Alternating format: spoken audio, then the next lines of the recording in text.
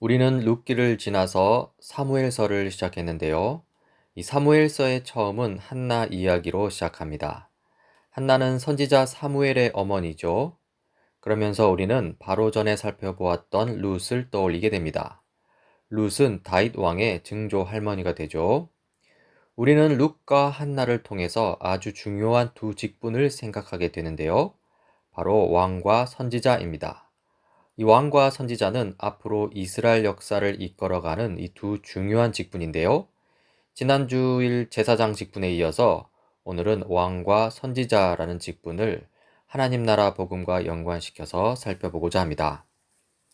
이 성경 전체는 이 땅의 하나님 나라를 이루어가는 이야기라고 할 수 있습니다. 원래 아담과 하와를 통해 이 세상의 하나님 나라를 이루어 가려고 하셨지만요. 아담과 하와가 하나님의 명령에 불순종하면서 그 계획이 틀어졌습니다. 오히려 세상이 타락에 빠졌죠. 그래서 하나님께서 새로운 방식으로 하나님 나라를 이루어 가시는데요.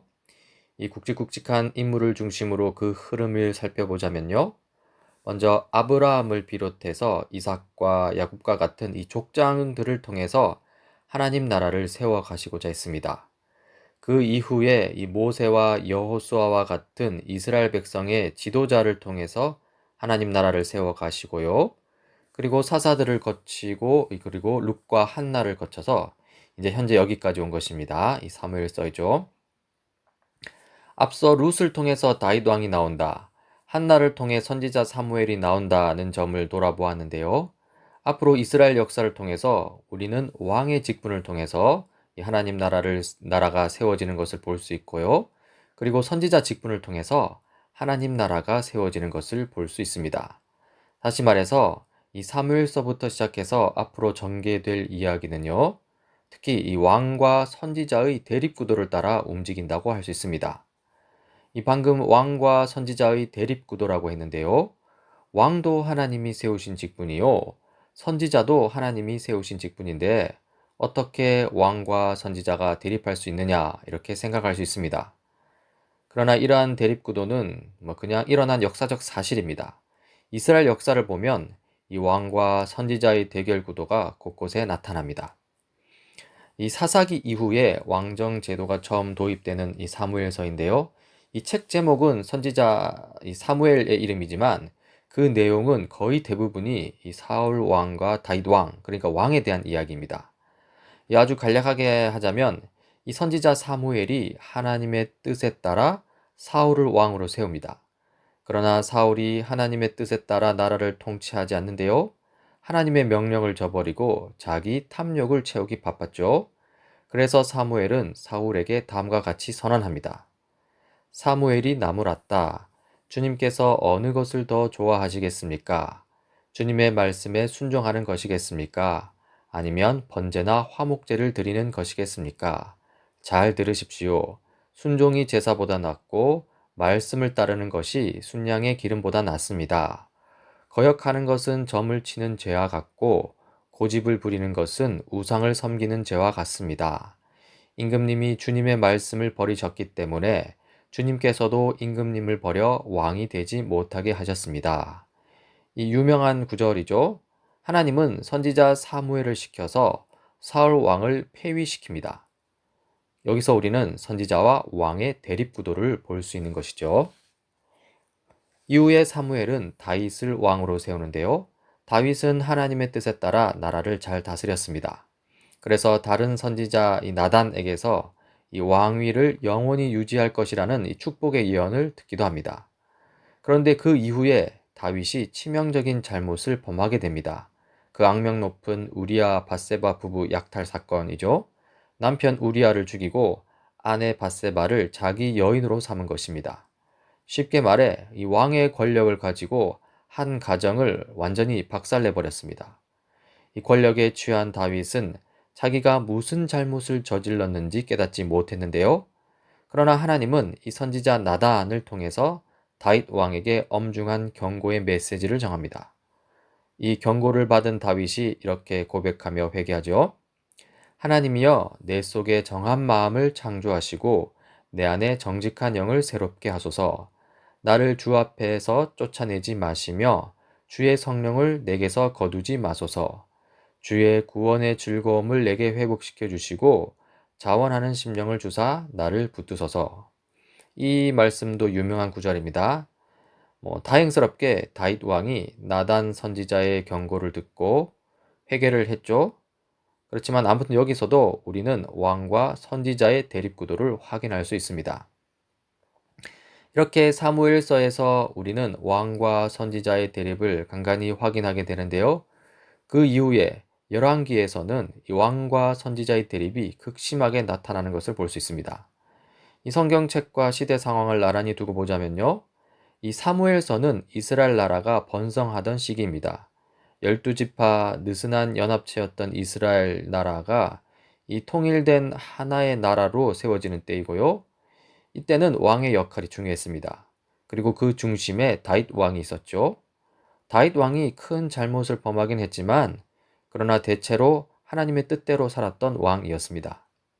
하지만 다윗 왕 이후를 서술하는 열왕기서는 그렇지 않습니다. 열왕기서, 즉 이스라엘 역대 왕들의 이야기인데요. 열왕기서는 다윗 왕의 치세 아래에 달성한 이 통일 이스라엘이 분열되고 무너지던 이야기를 다룹니다. 다윗의 아들 솔로몬 왕을 기점으로 이 통일 이스라엘이 남유다와 북이스라엘로 분열되고요. 이렇게 분열된 남유다와 북이스라엘이 이 왕을 중심으로 이 하나님의 뜻을 따르지 않고 지리멸렬하다가 결국에는 큰 나라들, 제국들에게 멸망당하고 마는 그런 이야기를 담고 있습니다.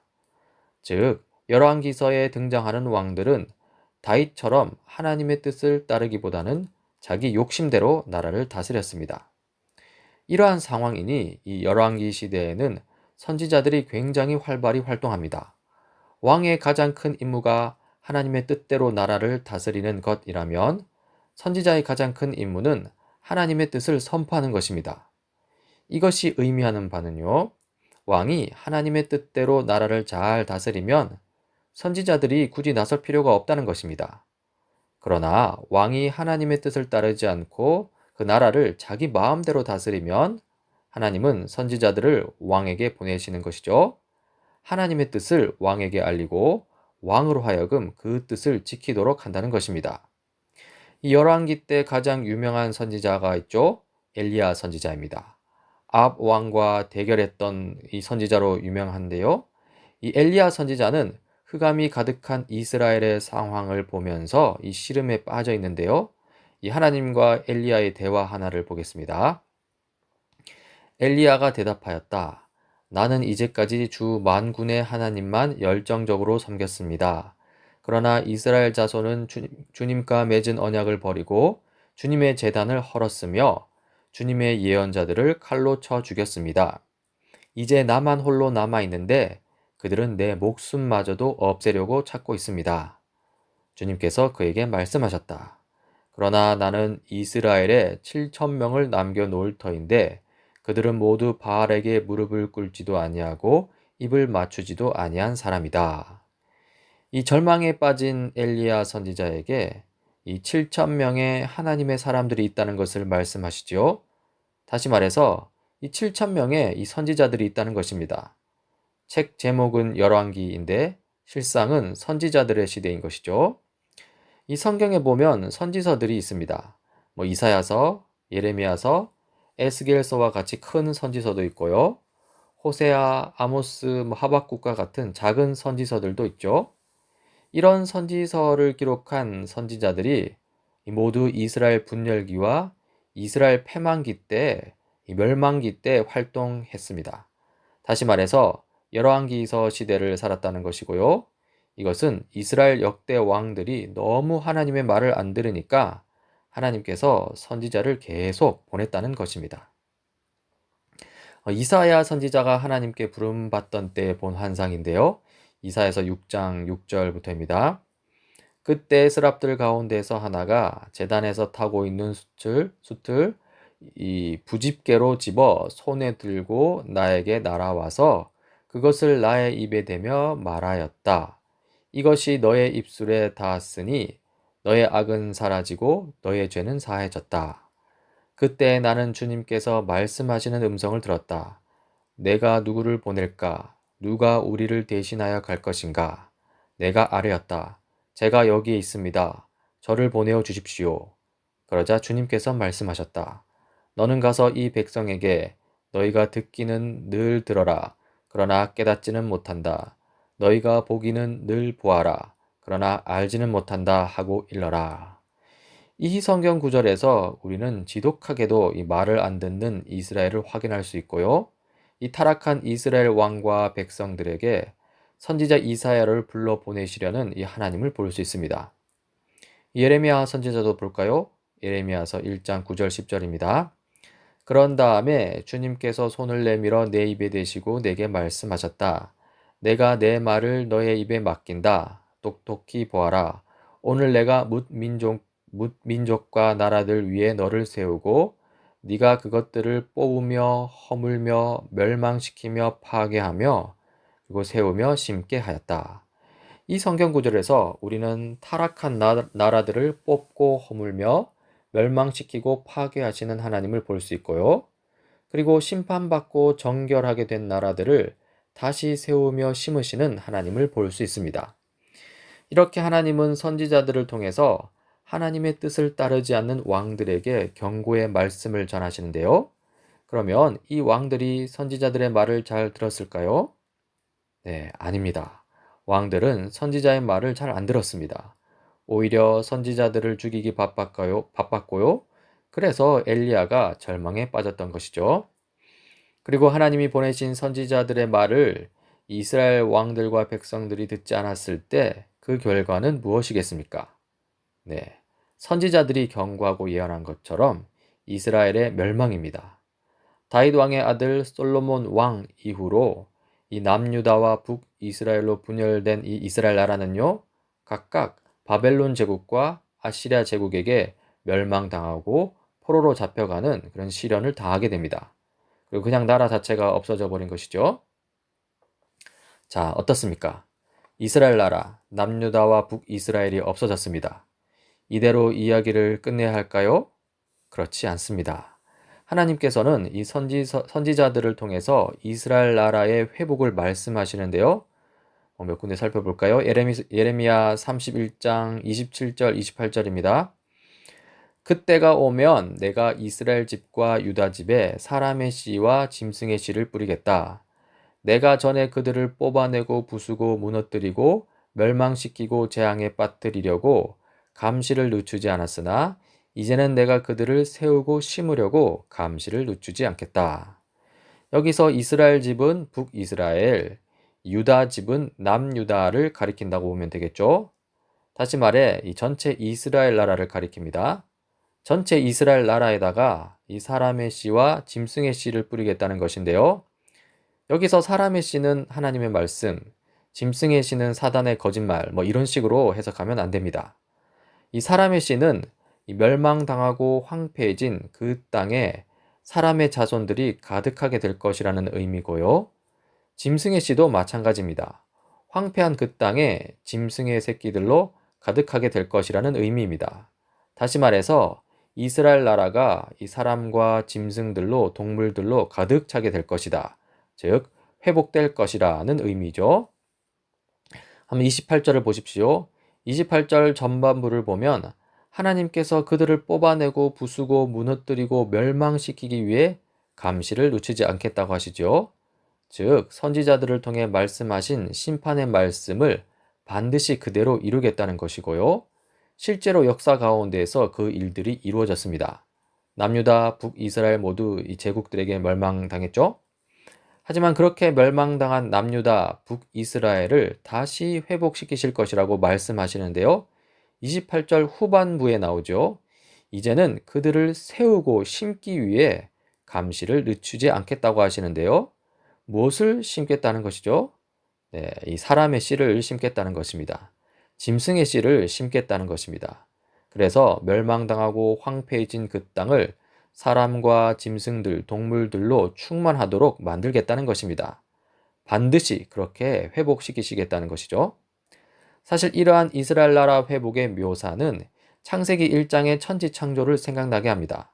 하나님께서 동물들을 만드셔서 땅에 충만하게 했고요. 또 사람을 만드셔서 그 땅을 다스리게 하셨죠. 이렇게 예레미야 31장의 말씀은 다시 그 일을 시작하시겠다는 이 재창조의 선언이라고 볼 수 있습니다. 자, 이렇게 하나님께서는 선지자를 통해서 이스라엘 나라의 회복을 말씀하시는데요. 이 이스라엘 나라는 이 하나님 나라를 상징하는 것입니다. 그러면 질문이 생깁니다. 그 회복이 실제로 언제 일어나겠냐는 것이죠. 언제 회복이 일어납니까? 언제 하나님 나라가 회복되겠습니까? 예, 정답이 여기에 있습니다. 마가복음 1장 14절 15절입니다. 예수께서 갈릴리에 오셔서 하나님의 복음을 선포하셨다. 때가 찼다. 하나님의 나라가 가까이 왔다. 회개하여라. 복음을 믿어라. 이 예수 그리스도가 이 땅에 오시면서 이 땅에 하나님 나라가 회복되는 것이죠. 자, 초점을 놓치지 맙시다. 지금 우리는 제사장 직분, 왕 직분, 선지자 직분을 통해서 하나님 나라가 어떻게 세워지는지를 살피고 있습니다. 지난 주일에는 제사장 직분을 통해서 하나님 나라가 어떻게 세워지는지 살폈고요. 오늘은 왕 직분과 선지자 직분을 통해서 하나님 나라가 세워지는 것을 보고 있습니다. 이 제사장 직분과 관련하여서는 이 출애굽기에 나오는 성막 설계도와 제사장의 역할에 대한 이 하나님의 말씀을 통해서 살펴보았습니다. 모세오경 중에 특히 레위기는 오롯이 제사장과 관련된 이 제사 제도에 대해서 다루고 있습니다. 그리고 왕과 선지자 직분과 관련해서도 결국 모세오경이 중요합니다. 이 모세오경 중에 신명기가 있죠. 신명기는 이스라엘 백성이 광야 생활 40년을 마치고 이제 가나안 땅에 들어가기 직전에 행해진 이 모세의 가르침입니다. 당연히 율법의 모든 것이 집대성되어 있겠죠. 이스라엘 나라에 있어서 일종의 헌법이라고 보면 됩니다. 따라서 신명기는 이스라엘 나라의 통치 기준이라고 할 수 있습니다. 왕은 이 신명기 가르침에 따라 나라를 다스려야 했고요. 왕이 신명기의 가르침에 어긋나게 나라를 다스릴 경우에 이 선지자가 등장했죠. 선지자도 다른 것을 가르치는 것이 아니라 이 신명기 가르침에 따라 왕에게 경고의 메시지를 전했습니다. 이 구약시대 이스라엘 나라를 세우기 위해 하나님께서는 이렇게 제사장 직분, 왕 직분, 선지자 직분을 사용하셨는데요. 그런데 예수 그리스도와 더불어 이 땅에 하나님 나라가 임하면서 이 세 직분은 하나로 통합이 됩니다. 어디로 통합이 될까요? 네, 바로 예수 그리스도에게로 통합이 됩니다. 예수 그리스도가 제사장이요, 왕이요, 선지자라는 것이죠. 대제사장이요, 만왕의 왕이요, 참된 선지자이신 예수님을 통해서 하나님 나라가 이 땅에 세워진다는 것입니다. 이와 관련해서 하이델베르크 요리문답 31문답을 좀 살펴보고자 합니다. 31번 질문입니다. 그분을 왜 그리스도, 곧 기름 부음을 받은 자라 부릅니까? 여기서 그분은 예수님을 가리킵니다. 왜 예수님을 그리스도, 곧 기름 부음 받은 자라 불렀는지 답을 봐야겠죠? 제가 그 부분을 읽어보겠습니다. 왜냐하면 그분은 성부 하나님으로부터 임명을 받고 성령으로 기름 부음을 받으셨기 때문입니다. 예, 이 답변 부분 첫 부분은 성자 예수님께서 성부 하나님으로부터 성령 하나님을 통해 하나님 나라의 제사장이요, 왕이요, 선지자로 임명받았다는 것입니다. 그러면서 각 직분에 대해서 말하는데요. 제가 더 읽어보겠습니다. 그 뒷부분을 더 읽어보겠습니다.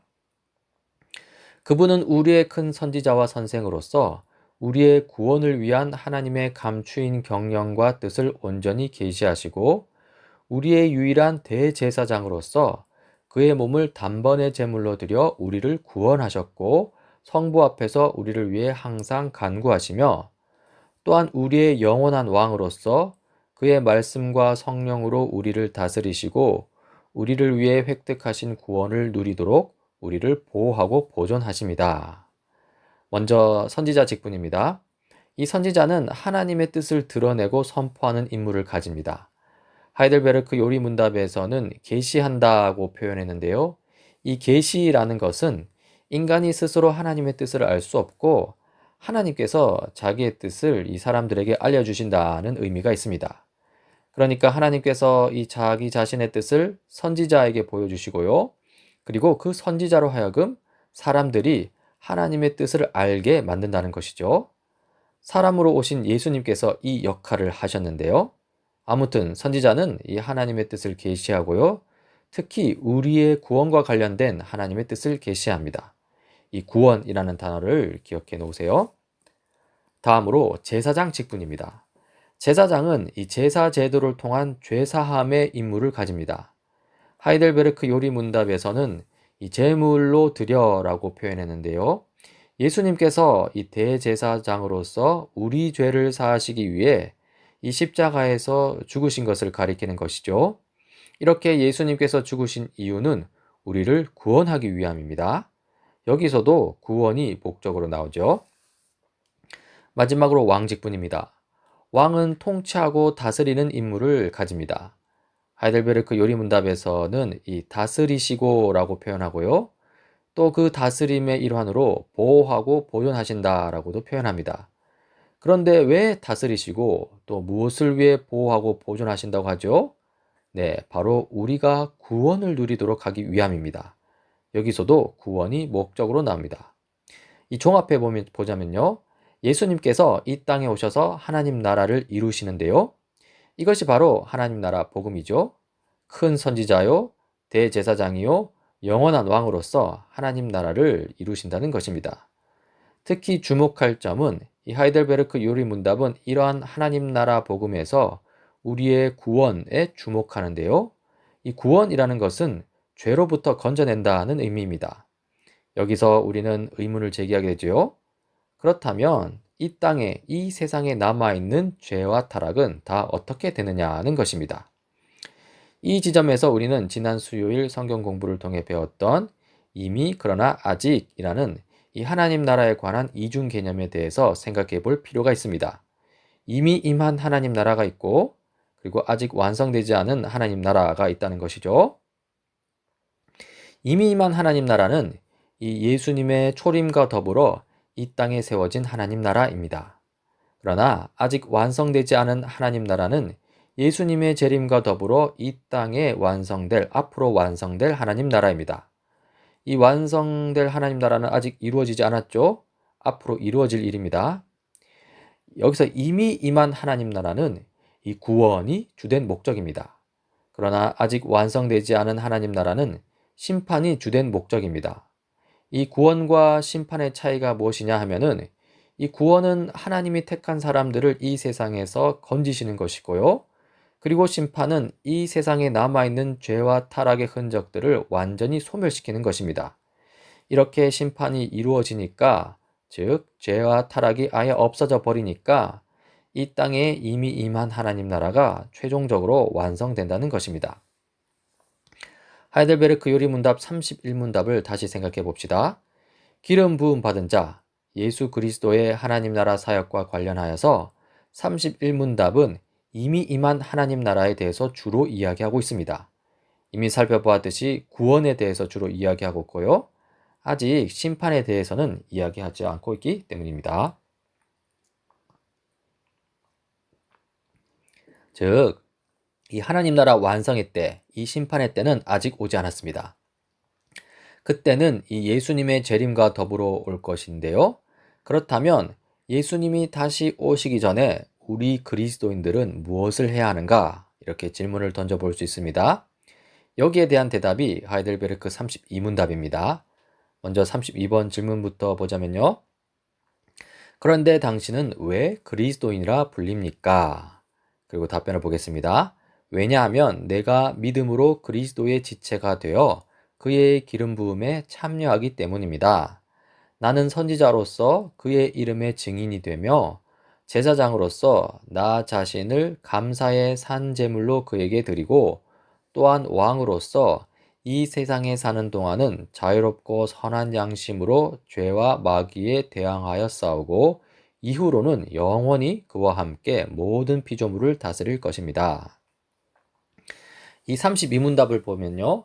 먼저 우리가 예수 그리스도의 기름 부음에 참여한다고 나옵니다. 이 말의 의미는 우리가 예수 그리스도께서 기름 부음 받고 임무를 부여받아 이루고자 한 하나님 나라, 그 하나님 나라 사역에 참여한다는 것으로 볼 수 있습니다. 그러면 우리는 어떻게 하나님 나라 사역에 참여할 수 있을까요? 예수 그리스도와 마찬가지입니다. 우리도 선지자로서 제사장으로서, 왕으로서 하나님 나라에 참여할 수 있습니다. 먼저 우리는 선지자로서 하나님 나라의 증인이 되는 것이죠. 증인에게 요구되는 것은 두 가지입니다. 먼저 첫 번째 요구사항은 하나님 나라에 대해서 알아야 하고, 경험해야 하고, 그리고 믿어야 합니다. 하나님 나라를 본다고도 할 수 있죠. 하나님 나라를 봐야 하나님 나라에 대해서 증거할 수 있지 않겠습니까? 그리고 두 번째 요구사항은 하나님 나라의 참여자답게 살아야 합니다. 하나님 나라 백성답게 산다고도 할 수 있죠. 이 두 번째 요구사항을 만족시키지 못한다면 이 증거의 효력을 보장할 수 없습니다. 아무도 증인된 우리의 말을 안 믿어준다는 것이죠. 따라서 먼저 우리는 성경을 통해 게시되는 하나님 나라 이야기에 대해서 잘 알아야 합니다. 다음으로 성경을 통해 나타나는 하나님 나라 백성에 걸맞게 살아야 합니다. 이 하나님을 아는 것, 하나님 백성답게 사는 것, 이것이 증인에게 요구되는 두 가지 사항입니다. 두 번째로 우리는 제사장으로서 나 자신을 감사의 산 제물로 드리는 것이죠. 대제사장이신 예수 그리스도께 감사하는 마음을 가지고요. 여기서 감사의 마음이 중요합니다. 이렇게 이 감사의 마음이 동기가 되어서 우리 삶의 모든 영역에서 우리 자신을 희생 제물로 드리는 것이죠. 그렇게 함으로써 하나님과 세상이 연결되는 것입니다. 쉽게 말해서 이 십자가의 길을 걷는 것이죠. 당장 우리가 세상 속에서 십자가의 길을 걷는다 해보십시오. 세상 사람들이 이 교회와 하나님을 보는 눈이 달라질 것입니다. 세 번째로 우리는 왕으로서 하나님 나라 사역에 참여할 수 있습니다.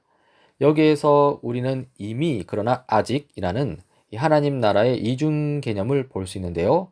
이미 임했지만 아직 완성되지 않은 하나님 나라 백성으로서 우리는 죄와 마귀에 대항하여 싸울 의무가 있습니다.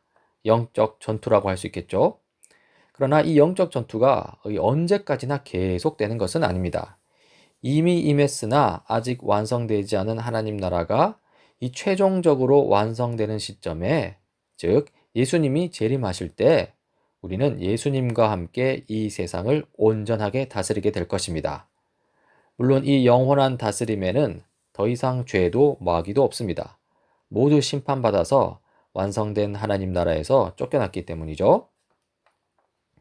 이제 정리해 볼까요? 이 하나님 나라는 이 세상을 향한 하나님의 계획입니다. 아담과 하와 때로부터 시작되었지만요. 아담과 하와의 타락으로 잠시 멈추는 듯 했습니다. 그러나 아브라함을 비롯한 족장들의 믿음, 모세를 통한 율법 확립, 여호수아를 통한 약속의 땅 확보를 통해서 하나님 나라의 계획을 계속 이루어 가시죠. 물론 약속의 땅 가나안 정복 이후로 이스라엘 왕들의 올바른 다스림이 있어야 했는데요. 그렇지 못했고요. 그래서 선지자들이 등장하여 이스라엘 나라를 바른 길로 인도하려고 합니다. 그러나 결국 선지자들도 이 제대로 된 성공을 거두지 못하죠. 이스라엘 나라는 분열되고 멸망당하고 그리고 역사에서 사라집니다. 그리고 그러한 비참한 상황 속에서 예수 그리스도가 등장합니다. 이 예수 그리스도가 이 땅에 오셨고요. 예수 그리스도는 선지자로서 제사장으로서 왕으로서 이 하나님이 택한 하나님의 백성 곧 그리스도인들에게 구원의 은혜를 베푸십니다. 그리고 십자가에서 죽으시고 부활하시고 승천하신 이 예수 그리스도는요. 다시 이 땅에 오실 것입니다. 다시 오셔서 최종적인 심판을 행하시고 이 세상을 완전한 하나님 나라로 완성시키실 것입니다. 이미 임한 하나님 나라와 앞으로 완성될 하나님 나라 사이의 중간 시기를 사는 우리 그리스도인들입니다. 구원의 은혜를 분명히 누리고 있으나 그러나 아직 심판이 이루어지지 않아서 이 세상에 가득한 죄와 타락의 영향력으로 고통받고 있습니다. 이럴 때일수록 예수 그리스도를 통해 실현된 하나님 나라에 관한 믿음을 가져야 합니다. 그리고 이럴 때일수록 예수 그리스도를 통해 앞으로 실현될 하나님 나라에 관한 소망을 가져야 합니다. 다니엘 세시대 교우 여러분, 여러분은 택하심을 받은 족속이요, 왕과 같은 제사장들이요, 거룩한 민족이요, 하나님의 소유가 된 백성입니다. 그래서 여러분을 어둠에서 불러내어 자기의 놀라운 빛 가운데로 인도하신 분의 업적을 여러분이 선포하는 것입니다. 여러분이 전에는 하나님의 백성이 아니었으나 지금은 하나님의 백성이요.